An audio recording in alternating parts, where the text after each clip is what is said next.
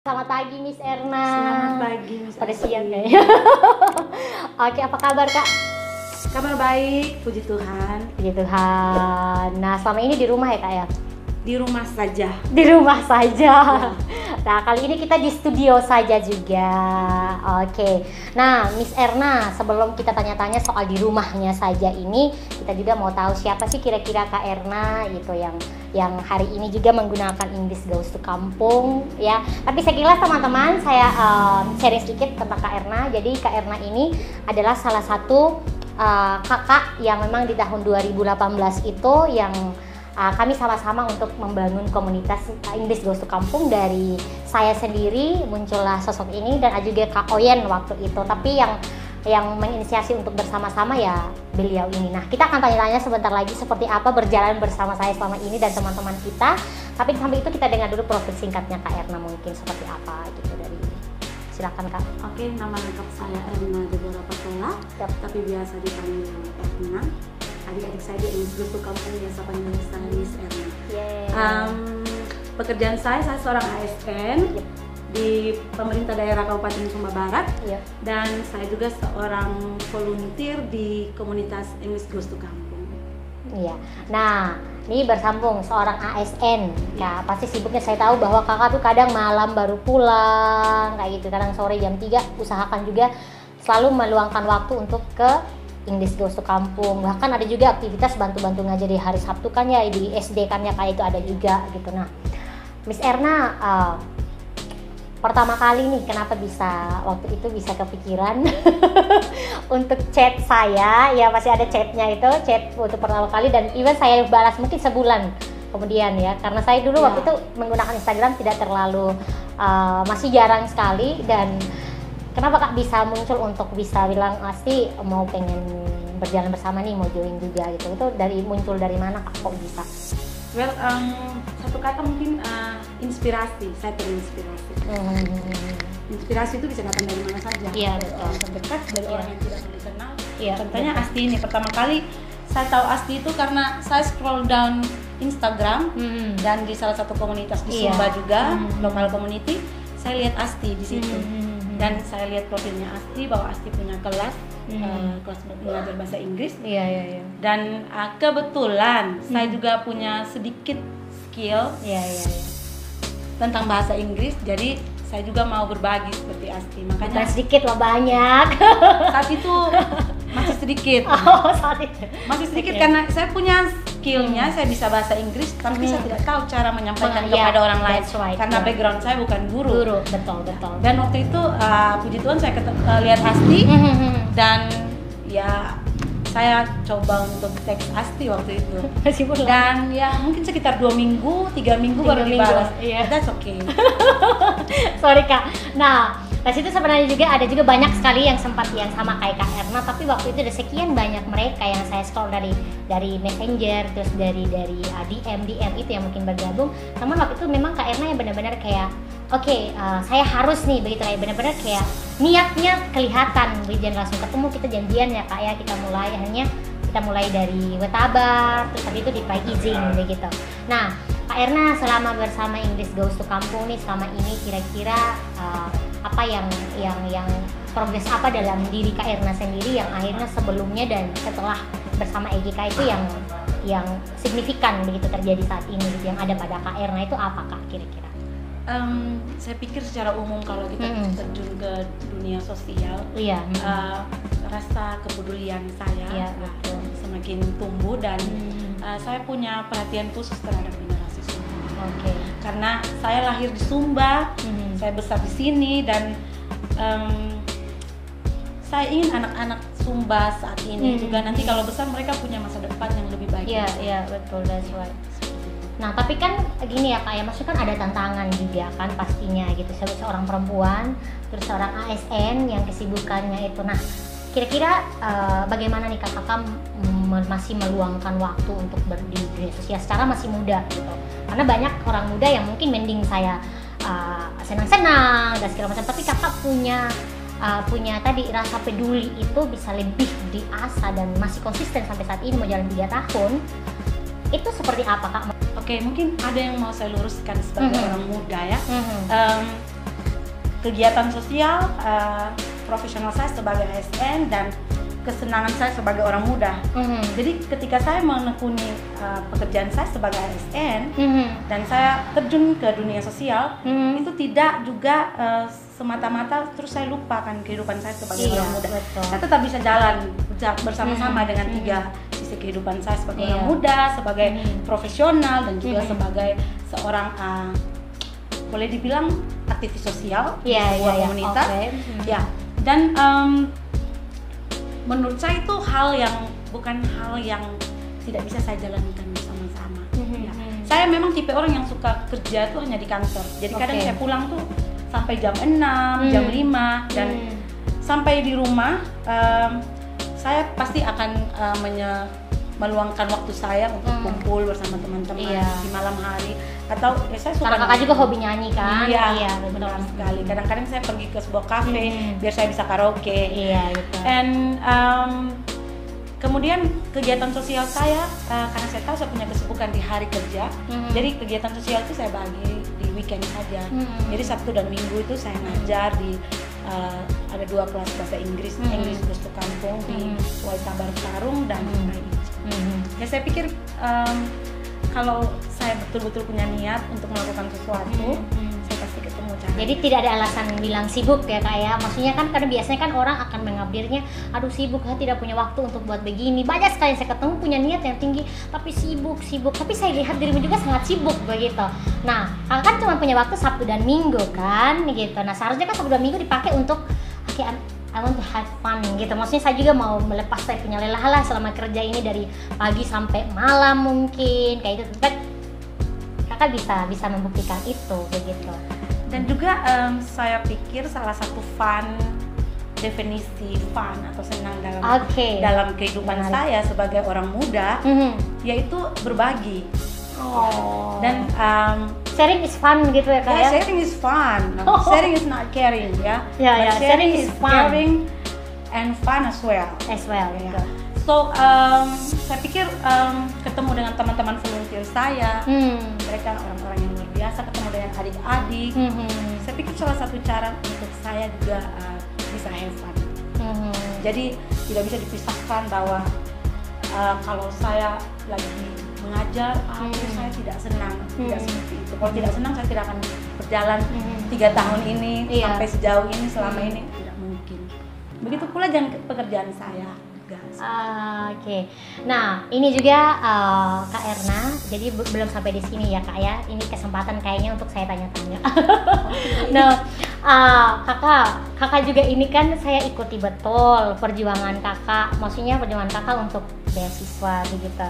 Nah, saya dengar kakak itu sampai 6 kali ya mencoba untuk beasiswa. Mungkin lebih detailnya nanti kakak bisa sharing sedikit gimana survive untuk sampai mencapai impian itu begitu, dengan mengejar untuk beasiswa keluar, dan akhirnya puji Tuhan sekarang tercapai yang ke-7 kali gitu. Nah, tapi lebih lengkapnya mungkin kakak bisa sharing singkat itu seperti apa Kak? Dari awal 2018 saya ini beasiswa yang ke-7 dan puji Tuhan saya keterima di 7 kali saya apply beasiswa. Sebenarnya kadang-kadang saya pikir kok tidak keterima ya. Kok awal itu saya pengen ke Australia. Kan saya terinspirasi dari salah satu teman saya, sosok yang saya kagumi juga. Dia kuliah di sana dan mereka orang-orang yang cukup mensupport saya untuk, Erna kamu tuh bisa, kamu pasti bisa. Tapi kemudian sudah 2 kali saya berproses dengan beasiswa itu, saya tidak lulus. Dan kemudian ada kesempatan baru, saya apply beasiswa ke US. Dan puji Tuhan saya lolos. Jadi ada hal yang 7 kali berproses itu, memang kadang-kadang saya merasa saya ingin putus asa juga. Tapi itu adalah momen saya betul-betul untuk meyakinkan diri saya bahwa ada orang yang sampai 11 kali, sampai 9 kali mereka bisa. Kenapa saya baru 7 kali dan saya masih muda? Gitu. Ya, there is nothing I have to worry about. Tidak perlu khawatir tentang apapun. Saya juga belum berkeluarga, puji Tuhan, saya masih muda dan yang saya pikirkan masa depan saya. Jadi saya pikir saya harus kerja keras mati-matian Dan 6 kali sebelum itu saya harus buat esai tentang diri saya. Itu juga momen dimana saya harus mengeksplor diri saya dan mencari tahu goal saya sebenarnya apa sih. Jadi berproses 6 kali ini saya semakin mengenal diri saya. Mau kemana ya, gitu ya? Saya mau kemana? Saya mau apa? What is my goal?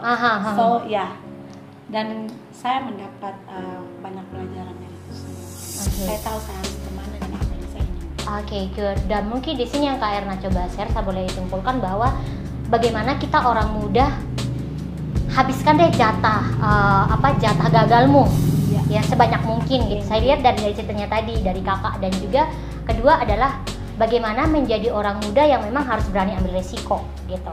Nah, next Kak, karena kan kita ini sama-sama muda gitu ya, perempuan, ya feel muda. Kadang kan di dalam perjalanan kita berproses kayak gitu ya, kakak juga fokus sama karir, tapi juga sama impiannya, dan akhirnya lulus LPDP tahun ini. Kalau tidak halangan bisa berangkat bulan Juli ya Kak ya, bisa berangkat bulan Juli tahun ini.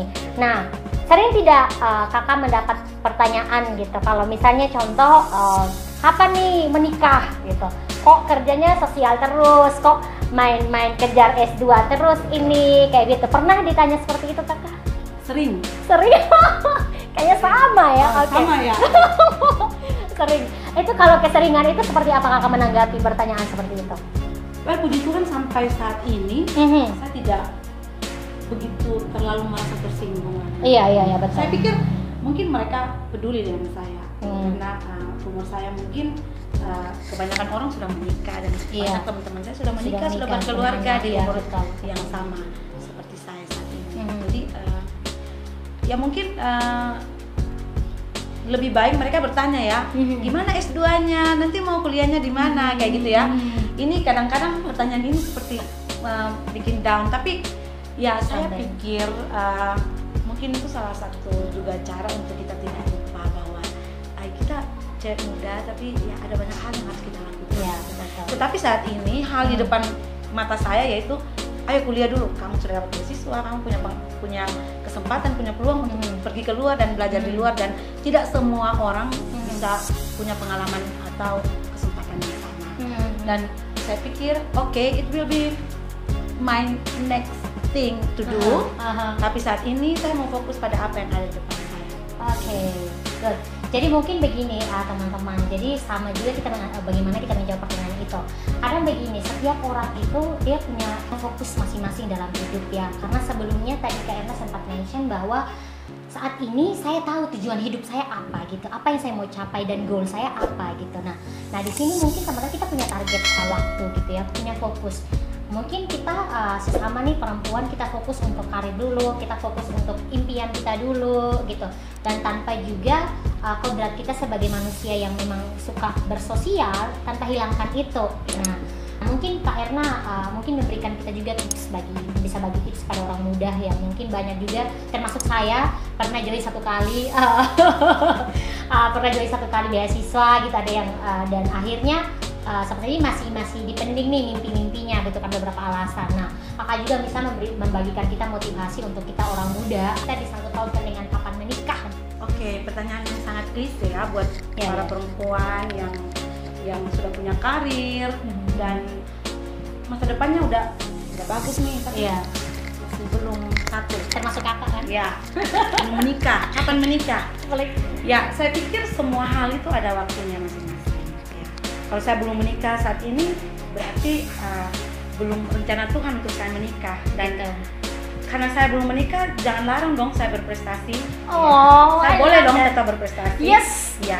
Dan saya pikir kita tidak perlu tersinggung lah dengan kata-kata kapan kamu menikah. Saya pikir anggap saja itu sebagai salah satu bentuk rasa kepedulian orang lain terhadap kami. Gitu. Tetapi untuk saya pribadi, saya akan melihat bahwa saya belum menikah, tapi ini kesempatan yang bagus untuk saya bertumbuh. Untuk saya bereksperimen, mengeksplor diri saya. Saya belum ada ikatan, lagi saya belum punya tanggung jawab yang begitu banyak sebagai seorang istri atau seorang ibu seperti itu ya. Karena mungkin saya masih punya banyak sekali waktu untuk saya melakukan hobi saya, tentunya yang positif, ya. Dan ya saya pikir itu yang bisa saya berikan opini saya kepada teman-teman cewek-cewek hebat di luar sana, cewek-cewek muda. Ya silakan lakukan semua hal yang buat kamu, keluarkan semua potensi yang kamu punya, dan jadilah berguna buat dirimu sendiri dan orang lain. That's the point. I think it's very good. Thank you so much. Nah, lagi-lagi bicara soal perempuan. Nah, bagaimana melihat sisi perempuan dalam diri kakak di dunia kepemimpinan? Itu siapa sih perempuan itu menurut kakak? Bercermin dengan kontribusi yang kakak sudah lakukan selama ini, dengan prestasi yang kakak dapat, dengan kontribusi kakak melalui kegiatan sosial bersama EGK. Nah, perempuan itu siapa? Oke. Berbicara tentang kontribusi perempuan, mungkin saya agak kurang sepakat, karena ketika saya berkontribusi, saya tidak bisa dibilang itu kontribusi perempuan, karena tidak ada hal yang membandingkan bahwa kontribusi laki-laki dan kontribusi perempuan. Yang ada itu kontribusi yang baik untuk masa depan yang lebih baik, gitu. Jadi saya pikir mau melihat pemimpin seorang perempuan atau seorang laki-laki sama saja ya. Ketika dia seorang pemimpin, kita tidak bilang dia dia perempuan, dia laki-laki. Ya, she is a leader, he is a leader, gitu. Dan saya pikir tidak ada hal yang harus dibedakan. Kita semua punya hak yang sama, kita semua punya peluang yang sama, dan saya senang saya ada di suatu komunitas yang didirikan oleh seseorang yang sangat gigih bernama Rosvita Astikula, dan itu juga menginspirasi saya untuk melakukan hal yang sama, hal yang baik untuk orang-orang di sekitar saya. Thank you so much. Nah, kalau masalah kontribusi, kalau masalah kepemimpinan, kalau masalah berprestasi, nah itu kita sama gitu. So, Miss Erna, tips yang sederhana deh Kak, yang cocok dengan karakter kita. Mungkin kalau dari pengalaman saya, mungkin keras kepalanya orang Sumba tuh bagus gitu. Jadi ketika kamu gagal, kamu jangan langsung putus asa. Kamu terus aja gitu, tetap aja berusaha untuk bisa dapat apa yang kamu inginkan. Seperti itu ya. Jadi saya pikir ya salah satu yang bikin saya tetap semangat itu karena keras kepala saya, dan juga saya disekelilingi oleh orang-orang yang sangat mensupport saya. Jadi ya saya dikelilingi oleh orang-orang yang punya karakter yang sama dengan saya. Dan kebanyakan dari mereka tuh orang Sumba juga. Jadi poinnya adalah gimana orang Sumba khususnya, di situ saatnya kalian menggunakan keras kepala kalian, tetapi sampai pada tujuan yang kalian ingin capai. Iya. Dan artian yang positif ya, keras kepalanya sama sih kayak karena keras kepala, maka muncullah ini juga dengan teman-teman. Saya bisa ketemu dengan orang-orang hebat di sekeliling saya juga sama-sama itu. Ini the power of keras kepala yang akhirnya menghasilkan. The power of keras kepala, hasilnya seperti ini yang berhasil dari kegagalan 7 kali itu. Jelas Kak Erna. Ini kan Kak Erna stay home. Nah, kalau saya kan, saya mungkin teman-teman saya di sana kan agak berbeda, karena di desa stay home-nya mungkin agak lebih berbeda. Mungkin saya bisa ke atas gunung karena tidak ada orang, gitu, bisa sendiri, atau ke pantai karena tidak ada orang lagi. Nah, kalau kakak di kota kan stay home gimana sih Kak? Masih banyak pertanyaan juga di luar sana. Aduh, bosan ini di sini terus kayak gitu. Itu hal apa yang paling spesifik yang kakak bisa lakukan? Stay home doesn't mean that you have nothing to do. Ya. Jadi kami juga tetap work from home, kami tetap kerja, dan juga saya juga ikut aktif di beberapa relawan untuk memantau kegiatan ini di komunitas saya Mangga Garuda. Hal lain yang bisa saya lakukan memang sih tidak jam 8 sampai jam 3 itu saya kerja. Kadang-kadang saya selingi dengan nonton. Saya punya banyak waktu untuk berkumpul dengan orang tua, dengan keluarga, sharing. Terus saya punya waktu juga untuk diri saya sendiri, seperti baca buku dan mengeksplor diri saya, menggali potensi-potensi yang nyanyi, ada di dalam. Kemarin saya nyebut. Dan juga saya hobi saya salah satunya Kadang-kadang saya ngejam sama ada kelompok akustik. Kadang-kadang saya ke kafe untuk karaoke, tapi karena I have to stay at home, then I'll do all the things at home. Jadi saya karaoke sendiri di rumah, nyanyi-nyanyi. Tapi poinnya tadi bahwa stay at home, work from home ini ada positifnya yang sebelumnya kita tidak pernah lakukan, atau ada hobi-hobi yang lain yang tidak kesampaian, akhirnya jadi bisa ya kayak termasuk saya juga gitu, maksudnya termasuk salah satunya ini gitu, maksud event kita muncul ini karena saya punya kerinduan sudah sekian lama, tapi kan tidak waktu yang tepat. Saya rasa ini saatnya juga kamu memanfaatkan sosial media untuk sharing your experience gitu. Ini salah satunya adalah kenapa saya bisa kepikiran untuk record ini, karena memang ini saya rasa untuk waktu yang cukup dan sebelum kita juga masih cukup aman di Sumba, jadi masih bisa lah kita silaturahmi di dekat-dekat tetangga kayak seperti ini. Nah, Miss, untuk yang terakhir nih, jelas ada tidak yang maksudnya Kak Erna ingin capai lagi ke depannya gitu? Oke, ngomong-ngomong tentang goals. Saat ini saya masih mempersiapkan keberangkatan saya untuk melanjutkan magister di kebijakan publik di American University. Setelah dari sana mungkin sudah S2 ya, mungkin saya akan mau S3 lagi nanti. Karena hidup ini tentang belajar ya. Jadi kamu akan menemukan hal di mana kamu ingin melakukan hal lain lagi gitu. Ketika hal yang kamu inginkan sudah tercapai, akan selalu ada hal lain yang ingin kamu lakukan. Dan saya berharap tuh tetap hal-hal yang baik yang tetap membuat saya bisa berkontribusi terhadap apapun untuk hal yang baik. Karena saya percaya bahwa whoever you are, siapapun kamu, you absolutely have that opportunity or chance to be an impact to someone's life. Sure. Jadi siapapun kamu akan punya peluang atau kesempatan untuk bisa memberikan dampak untuk orang lain. Dan kamu yang memutuskan kamu akan memberikan dampak yang baik atau tidak. Seperti itu. Jadi setelah ini goal saya ingin terus berkontribusi, memberikan hal yang baik kepada orang-orang di sekitar saya, bukan diri saya sendiri, terhadap lingkungan saya, terhadap daerah ini, terhadap tempat kerja saya, rekan kerja saya, terhadap keluarga saya. Dan mungkin jika saya sudah pulang dari sana, saya pengen buka satu lembaga kursus bahasa Inggris seperti TOEFL atau IELTS Preparation. Itu mimpi saya nanti dan semoga bisa saya kita doakan itu tujuan yang baik pasti. Dan ada satu alasan kenapa, karena orang di luar sana tuh sangat mengakui orang Timur itu pintar-pintar, orang Timur itu orang yang berprestasi. Tapi ada satu hal yang bikin mereka, ini dari sudut pandang saya ya, kadang kayak kita di Sumba ya, kita jauh dari beberapa fasilitas.